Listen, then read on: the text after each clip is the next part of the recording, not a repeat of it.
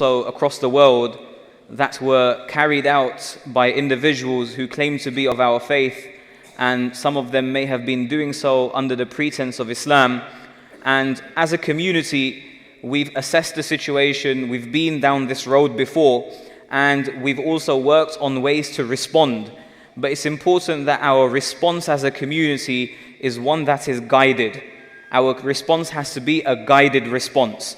It's important for our leaders, imams, scholars, our activists to come together and to define long-term and short-term strategies to better the situation and to improve the situation for Muslims.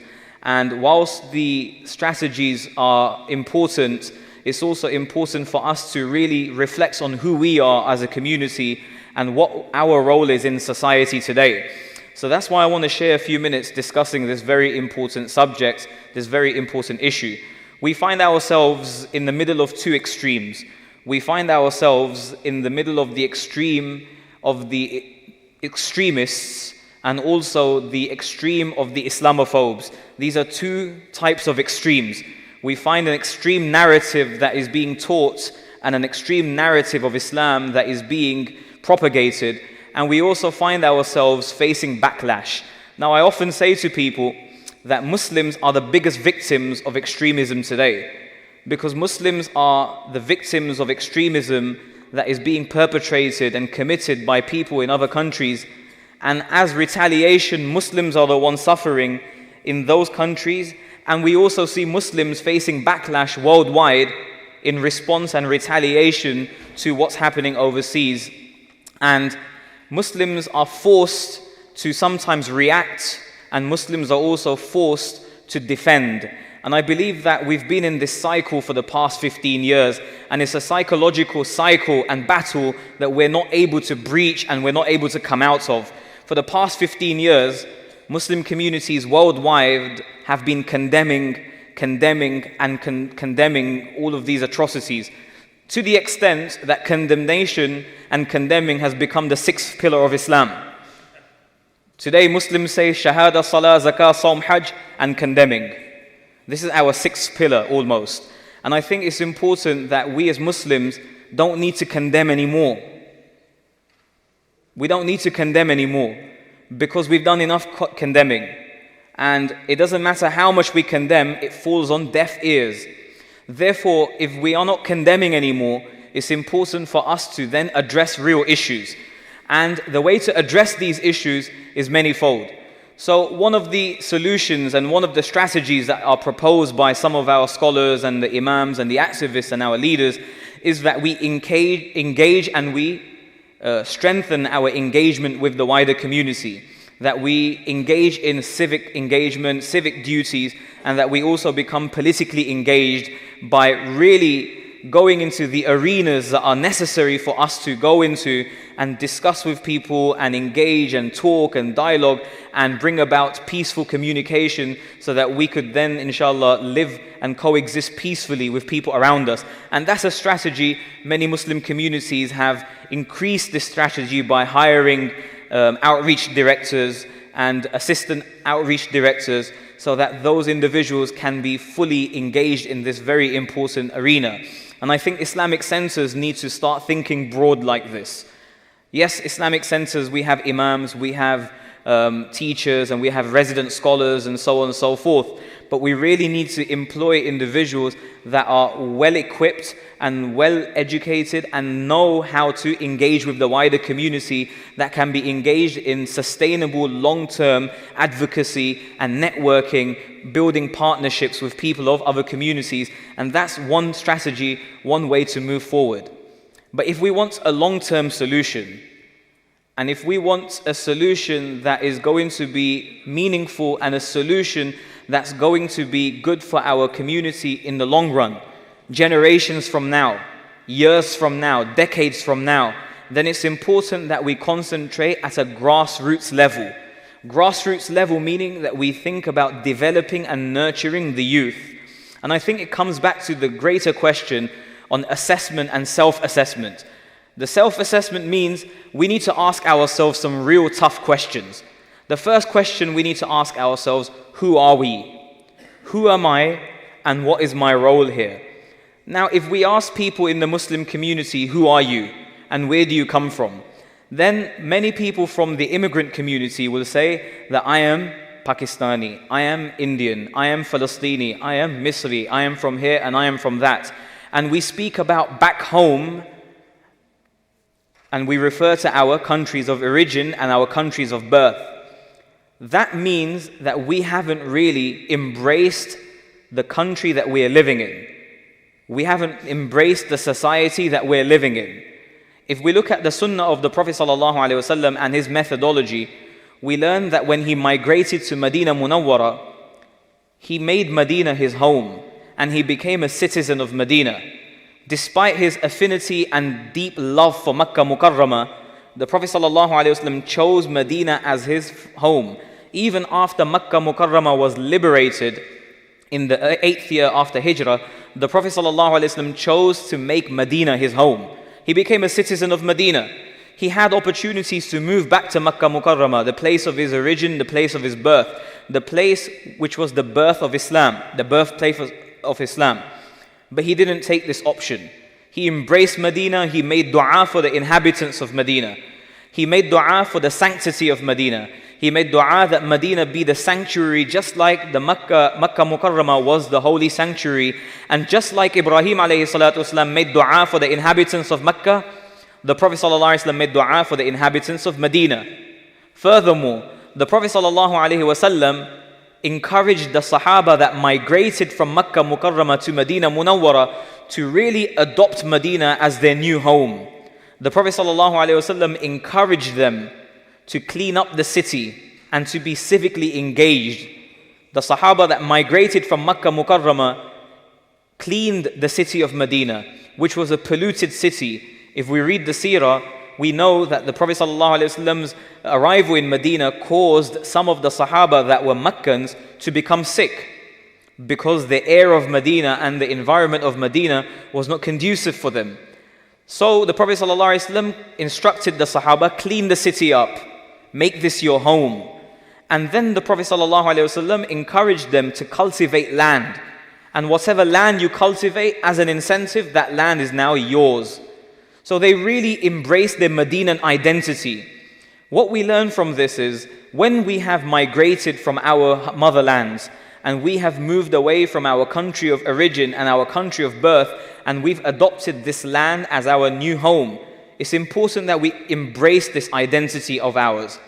We are now American Muslims living in the United States of America. Many of our children are born here, and they consider this country to be their home. Now, Muslims in this country are very privileged. Muslims in this country are well integrated. Muslims are an educated community, and Muslims can be found in any environment and in any line of work, whether it's medicine, law, engineering, IT, education, many different arenas Muslims are working there. And Muslims are very, very influential in these areas of work as well. And Muslims are sometimes in very top jobs. The point I am making here is that Muslims are privy to the same bounties that Allah has blessed everyone else with. We're enjoying security, we're enjoying freedom, and we're enjoying everything else that Americans are enjoying. Basically, we are living the American dream, but we haven't made our priorities clear. Our priority has been to live the American dream for ourselves, but we haven't shared this dream and vision with others. As Muslims, Allah has created us as visionaries. We have a vision of the hereafter. We have a vision of accountability. We have a vision of standing up in front of Allah subhanahu wa ta'ala and giving an account of everything we have done in this world. The point I'm making here is that just as other people are benefiting from the bounties of Allah in this country, we are also benefiting from those bounties. But we need to add something to the context. We need to add something to the discussion. We need to bring something to the table, and we need to be contributing to society. And the only way we can do this as a community is if we produce wholesome individuals that are able to articulate the message of Islam to others. And the only way we can do this is through education and by establishing institutions in which we are training wholesome individuals with wholesome values that are grounded strongly in the tradition of Islam and in their deen. This is a very important point I'm trying to make. How are we going to tackle extremism? How are we going to tackle Islamophobia? How are we going to tackle all of the challenges and respond to the challenges that we are faced with? This is an important question that we need to really think about. And the way to do this is for us to establish strong institutions, Islamic schools that are established on Quran and the teachings of the Prophet ﷺ, and to provide a wholesome education to our children, building their Islamic ethos and producing and developing strong individuals that are going to work in every area and provide sound leadership and add to the context in society. What I'm saying here is that we are doctors, we are engineers, and we are lawyers, but are we taking our Islam with us to the workplace? Are we taking our Islam with us to the hospital? Are we taking our Islam with us to the corporations? How are we going to add to the context and add value to people's lives? If we look at the example of Muslims that migrated to different countries earlier in the growth period of Islam, when we look at the example of Muslims moving to countries like Malaysia, we know that there was no evidence of any swords being used or any bloodshed when Islam spread in that land. And it was with the Muslim traders and merchants going into those lands to do business, but taking their Islam with them. And when these individuals who were morally strong, ethically strong, when they were taking their Islam with them, they were able to influence the people around them. They were able to teach them something different. They were able to add value to their life. They were able to contribute to the context. They were able to provide solutions that were effective for society. And this, my dear respected brothers and sisters, is what we need to do as a community. Because our youth are the treasure troves. Our youth are our prized assets. And we will be responsible in front of Allah subhanahu wa ta'ala in regards to our youth. If you look at the time of the Prophet sallallahu alaihi wasallam, he gave a lot of time to the youth. The Prophet sallallahu alaihi wasallam spent a lot of time developing the young Sahaba radiallahu anhum that were able to take the message of Islam everywhere. If we look at the examples of Abdullah bin Umar radiallahu anhuma, Abdullah bin Abbas radiallahu anhuma, Abdullah ibn Amr ibn al-As, Zayd ibn Thabit, and great Sahaba like this who were at their youth when Rasulullah sallallahu alaihi wasallam was alive. These individuals stayed with the Prophet sallallahu alaihi wasallam and studied directly under him. And if you want to see the fruits of Rasulullah sallallahu alaihi wasallam's efforts, all one needs to do is look at these Sahaba radiallahu anhum. But it was because of the sound education that they received at the hands of the Prophet sallallahu alaihi wasallam. It's very important that our children have a world view that is grounded in the Quran. Now, many of us think about Islamic schools and we ask questions such as, what's the need for an Islamic school? Do we really need an Islamic school? We live in a good suburbs with a good school district, good education being provided, a very provided high level of education. Do we really need Islamic schools? The answer is yes, and this is the need of the hour. This is the need of the hour because in an Islamic school, the child will be taught the Quran and the seerah of the Prophet ﷺ, which will be his starting point. It will be his reference point, and it will be the basis that will form his world view. If a child is taught everything, math, science, English, economics, anything you teach the child, if the reference point is not Allah subhanahu wa ta'ala, and if these subjects are taught to the child without Allah subhanahu wa ta'ala being the foundation of this, then what we are doing is creating a generation of Muslims that will be weak in their faith and individuals that will not be fully committed to Allah subhanahu wa ta'ala and fully committed to the cause of Allah subhanahu wa ta'ala.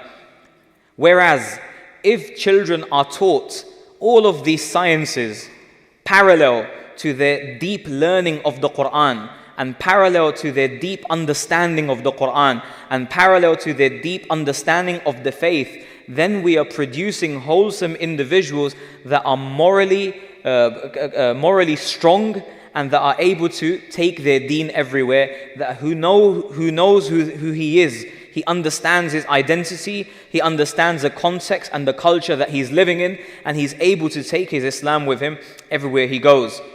So if a child is taught all of these subjects without Allah subhanahu wa ta'ala being the reference point, then it leads to a stagnation in their thoughts, and it also leads to becoming morally corrupt maybe in the future. And this is what's happening with the education system in our country today. The education system is not committed to producing good individuals.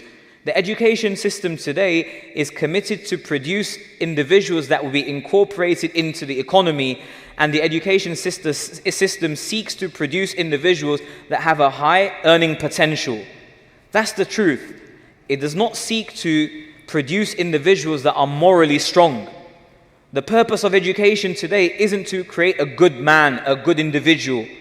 The purpose is to increase his potential to earn, and how this person can then add to the economy of the country. And that's the truth. So you can go through the education system, go to school locally, to the public schools, go to university and college, and you can become a highly educated person, and you can be a good law-abiding citizen, but it doesn't necessarily make you a good person. It doesn't make you a good person. You may be paying your taxes, you don't break the law, you don't get in trouble with the law, but what are you doing for society? Islamic education seeks to create the character of the individual and build the character of the individual, that seeks to create the Islamic ethos of the individual, and seeks to equip the individual with a wholesome outlook on life. And this is the avenue, and this is the path that we as Muslims need to be thinking about. How can we produce these wholesome individuals that will be grounded in the Quran, grounded in the Sunnah, and that are able to share this Islam everywhere they go? Now, let's look and take an example of some of the things that are taught in school and some of the things that are taught in university. And let's see how our children fare in front of this fitna and this great trial and tribulation that the ummah is currently passing by. If a Muslim child that has not been exposed to Islam, that has not been taught Islam properly, that doesn't have solid foundations that are grounded in the Quran and the Sunnah of the Prophet ﷺ, if this child graduates from high school and goes to college, and he sits in philosophy classes and classes on gender studies and classes on sociology, and he doesn't have a solid grounding on these aspects from an Islamic narrative and an Islamic perspective, we've already lost them. We've lost them. If their ethics are not grounded in Islam and the Quran, if their ethics are not grounded in the Sunnah, and then these children are going into university and studying philosophy for the first time under non-Muslims, we've already lost them. This is a reality. Many Muslim youth are becoming apostates. Many Muslim youth are turning away from Islam. Many Muslim youth are led towards irtidad and apostasy. And this is the truth. It's a dilemma that we're facing as an ummah. It's a dilemma that we're facing as a community. So, long term, how can we prevent this from happening? There's only one solution, and that solution is to produce and establish institutions of learning that will be wholesome, that will be Islam and everything else. And this is the method that our pious predecessors took. If we look at examples such as Imam al-Ghazali rahimahullah, Imam al-Ghazali rahimahullah was a profound scholar who was well equipped to respond to the challenges of his time. Imam al-Ghazali rahimahullah challenged the philosophers of his time, and he defeated the philosophers of his time. Imam Ibn Taymiyyah rahimahullah challenged the philosophers of his time, and he defeated the philosophers of his time. Why and how? Because they studied Islam clearly. They had a clear path and a clear vision, and they were well equipped with the tools, with the sciences, with the knowledge to respond to the challenges of their time. And that's why they were so successful, because of this wholesome education. But today what's happened is we have separated and divorced the studies of Islam from the studies of other sciences. And this has been the downfall of the ummah ever since we have divorced the studies of Islam from the studies of other sciences. And we have this attitude in our community. We look at Islam and we say that's real ilm, and we look at the other science and we say that's funun and subjects. And we've made this distinction between knowledge and other aspects of knowledge, whereas all knowledge comes from Allah subhanahu wa ta'ala, and all knowledge can be contextualized, and all knowledge can be referred back to Allah subhanahu wa ta'ala. So when we bring this holistic method into our education and our system, then we're really going to reap the rewards and the good results that will come inshallah with it. So with that being said, I've come here of course this weekend on behalf of Good Tree Academy to raise awareness about this campus. And this is going to be the first full-time Islamic school with a high school in Collin County.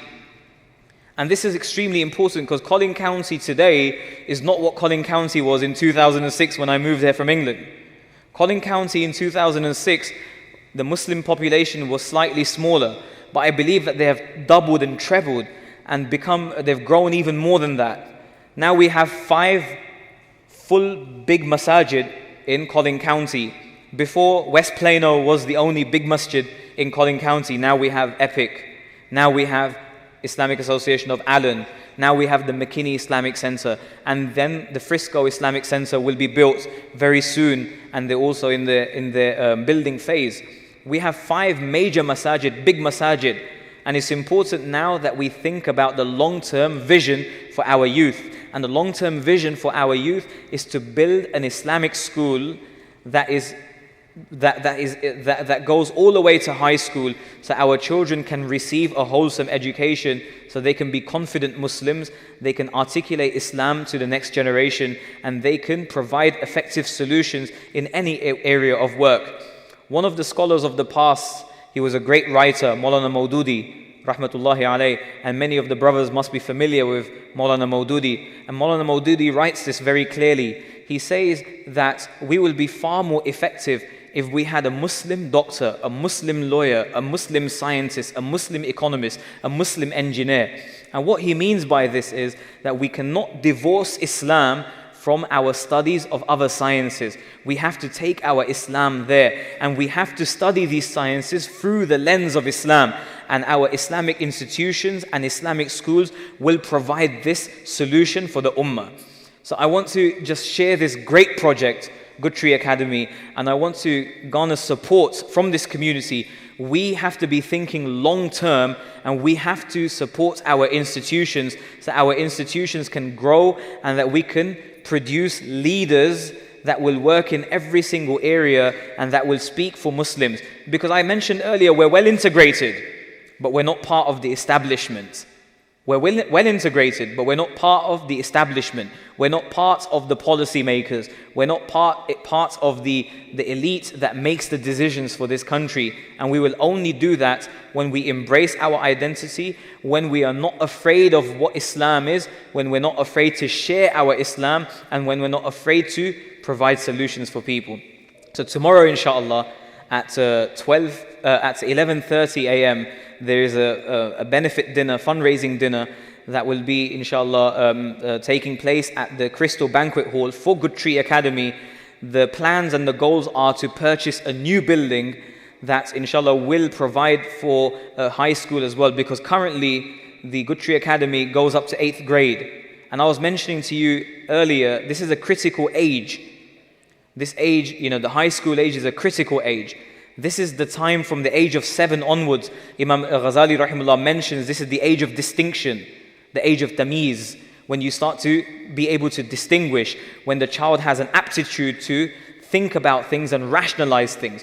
This is the actual age from the age of 7 till the age of high school completion, when we really need to develop the child and provide them with strong foundations and tools that will allow them to navigate and allow them to have a wholesome worldview that is strongly grounded in the Quran, strongly grounded in the Sunnah, and for them to then be good Muslims that people can look at, people will see, and immediately they'll be attracted to Islam. Immediately they'll be attracted to Islam, because this is an organic process. Usually people ask the question, what's our role in society? And if you ask somebody, what's your role? They will say, my role is da'wah. Yes, but for da'wah, we need to prepare the vessel. People will not give themselves for Islam until we give ourselves to the people. Until we don't show them the beauty of Islam, they will not see the beauty of Islam. And they will not be prepared to give themselves for Islam. So we have to incorporate Islam into our learning, into our lives, into our education, so that we can then provide effective solutions, inshallah. So tomorrow at 11:30 a.m. at the Crystal Banquet Hall, inshallah, the community is encouraged to come and attend and share your support, lend your support towards this amazing project, which is for you, for your children, and for your generations to come. This is very important. It's for you, for your generations, and your children to come. We have to start thinking like this. We have to start supporting our Islamic schools. We have to start supporting our institutions that are working towards producing people 20, 30, 40, 50 years from now. It's not about here and now. It's not just about my kids and your kids. It's about the future generations to come.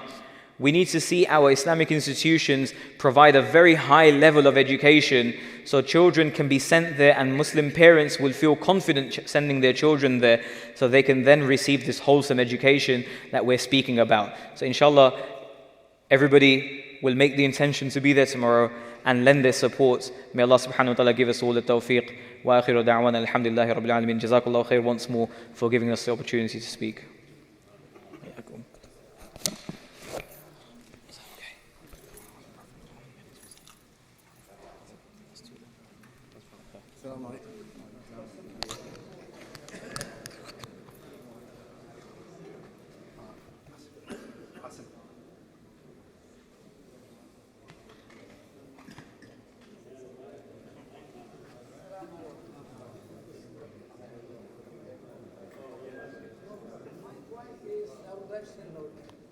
How many percentage of the low-income people are in these kind of from the A to Z?